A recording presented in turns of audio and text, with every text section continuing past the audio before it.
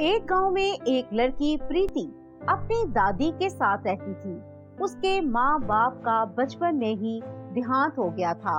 उसकी दादी ने उसकी देखभाल की थी, मगर उम्र ज्यादा होने के कारण अब उनसे कोई काम नहीं होता था। इसलिए प्रीति सारे घर का काम किया करती थी और उसके बाद वो रेहड़ी पर लिपस्टिक, बिंदी लेकर सारे गांव में बेचने के लिए घूमा करती थी और जो पैसे होते वो अपनी दादी को दे देती और उसकी दादी वो पैसे संभाल लेती। प्रीति इस उम्र में भी पढ़ाई छोड़कर कमाई कर रही थी, मगर वो क्या ही कर सकती थी। प्रीति शाम में आकर घर का काम भी किया करती थी। एक दिन प्रीति की दादी की तबीयत बहुत खराब हो जाती है। वो सब गांव वालों से मदद मांगने जाती है, मगर कोई भी उसकी मदद नहीं करता।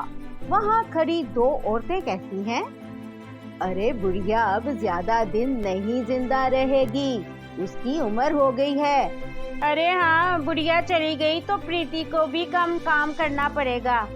तभी प्रीति उनके पास आती है और कहती है, आंटी जी, अगर आप किसी के बारे में अच्छा नहीं बोल सकते तो बुरा भी मत कहिए, वो मेरी दादी है।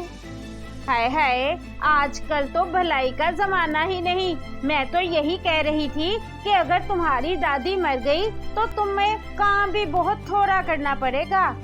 प्रीति वहाँ से चली आती है। उसे बहुत बुरा लगता है। घर आकर वो अपनी दादी को दवा खिलाकर सुला देती है। अगले दिन प्रीति काम पर नहीं जाती क्योंकि उसे अपनी दादी की चिंता सता रही होती है। ए भगवान, मुझे अपने पास बुला ले।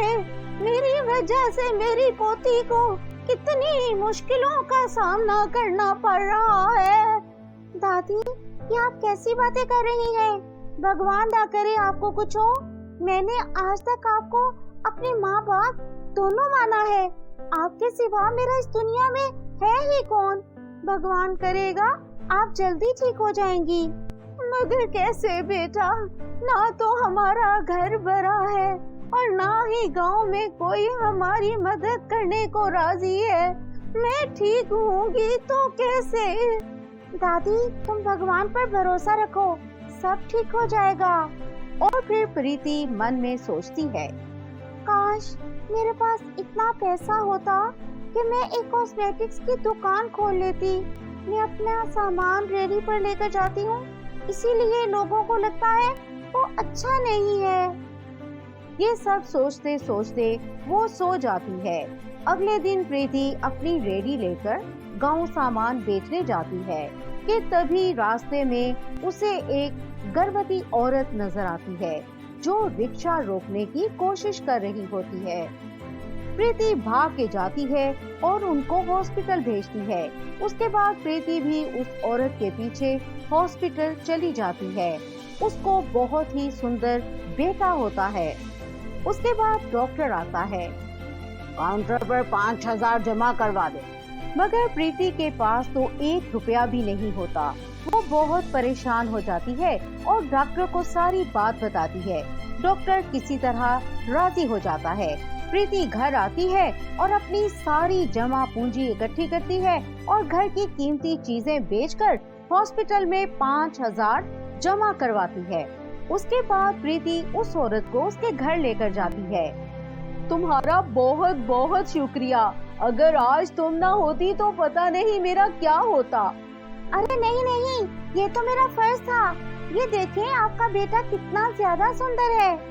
प्रीति, तुम सच में बहुत अच्छी हो। तुमने पता नहीं किस तरह मेरी मदद की है। तुम बिल्कुल मेरी छोटी बहनों जैसी हो। मैं तुम्हें कुछ पैसे देना चाहती हूँ और मेरे ख्याल से इतने पैसे तो तुम्हें दे ही सकती हूँ ना, कि तुम्हारा कोई एक सपना पूरा हो सके। उसके बाद वो औरत प्रीति को कुछ पैसे देती है। प्रीति उसका शुक्रिया करके घर आ जाती है। उसके बाद प्रीति अपनी दादी को आकर सब बता देती है। बेटी, तुमने एक जरूरतमंद की मदद की। मुझे तुझ पे बहुत नाज है मेरी बच्ची। दादी, उसने मुझे कुछ पैसे दिए हैं और अब मैं सोच रही हूँ कि इनसे एक दुकान खोल लूं। मेरा सामान रेडी पर होता है, इसलिए लोग खरीदने नहीं आते।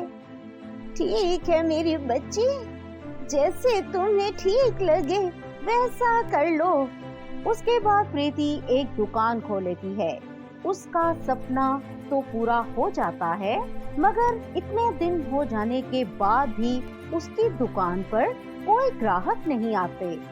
प्रीति बहुत उदास हो जाती है। एक दिन प्रीति जा रही होती है कि उसे एक जादूगरनी मिलती है। अरे प्रीति, क्या हुआ? तुम इतनी उदास क्यों हो?